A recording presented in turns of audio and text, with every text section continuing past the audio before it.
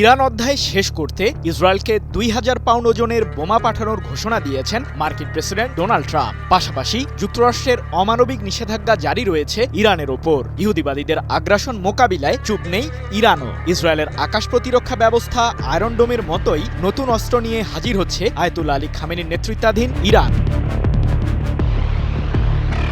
Donald Trump ক্ষমতায় বসেই বিশ্ববাজারে ইরানের জ্বালানি তেল রপ্তানি শূন্যের কোটায় নামিয়ে আনার লক্ষ্যমাত্রা ঠিক করেছেন। সে উদ্দেশ্যে এরই মধ্যে মার্কিন নিষেধাজ্ঞা জারি করেছেন তিনি, যার ফলে যুক্তরাষ্ট্র ঘনিষ্ঠ কোনো দেশের সাথে তেল বাণিজ্য করতে পারবে না ইরান। অন্যদিকে পারমাণবিক ইস্যুতে যুক্তরাষ্ট্রের সাথে ইরান আগামী অক্টোবরের মধ্যে সমঝোতায় না গেলে ইসরায়েলের সহায়তায় ট্রাম্প প্রশাসন তেহরানে হামলা চালাবে এমন সতর্কবাণীও এসেছে ইউরোপ থেকে।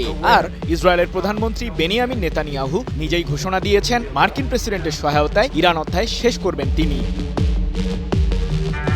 এমন পরিস্থিতিতে সামনে এসেছে ইহুদিবাদীদের বিরুদ্ধে ইরানের অপারেশন ট্রু প্রমিস 3 পরিচালনার বিষয়টি। সে লক্ষ্য পূরণে নতুন প্রজন্মের আকাশ প্রতিরক্ষা ব্যবস্থা উন্মোচন করতে যাচ্ছে ইরান। ইরানের সেনাবাহিনীর জ্যেষ্ঠ commander brigadier general Ali Reza Sabahifard Bavar 373 মডেলের নতুন প্রজন্মের আকাশ প্রতিরক্ষা ব্যবস্থা উন্মোচন প্রসঙ্গে বলেন, শত্রুপক্ষের যে কোনো হুমকি মোকাবিলায় আমাদের বিমান প্রতিরক্ষা বাহিনী প্রস্তুত আছে। আমরা সর্বোচ্চ শক্তি অর্জন করেছি। আমরা এমন একটা বিমান প্রতিরক্ষা ব্যবস্থা উন্মোচন করতে যাচ্ছি যা বিশ্বের কোনো দেশের প্রতিরক্ষা ব্যবস্থার কাছে হার মানবে না। ২রা মার্চ এক প্রতিবেদনে বিষয়টি নিশ্চিত করেছে মধ্যপ্রাচ্য ভিত্তিক সংবাদ মাধ্যম মেহের নিউজ এজেন্সি।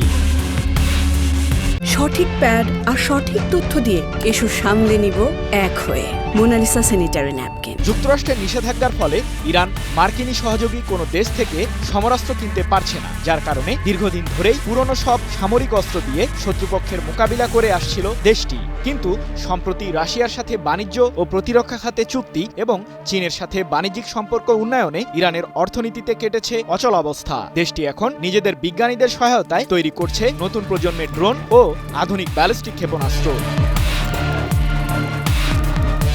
সম্প্রতি রাশিয়ার কাছেও ইরান পেয়েছে সুখোই 35 নামের আধুনিক যুদ্ধ বিমান, যার ফলে ইহুদিবাদীদের আস্তানা ধ্বংস করতে সামরিক শক্তিতে এখন মধ্যপ্রাচ্যে বেশ শক্তি অর্জন করেছে ইরান।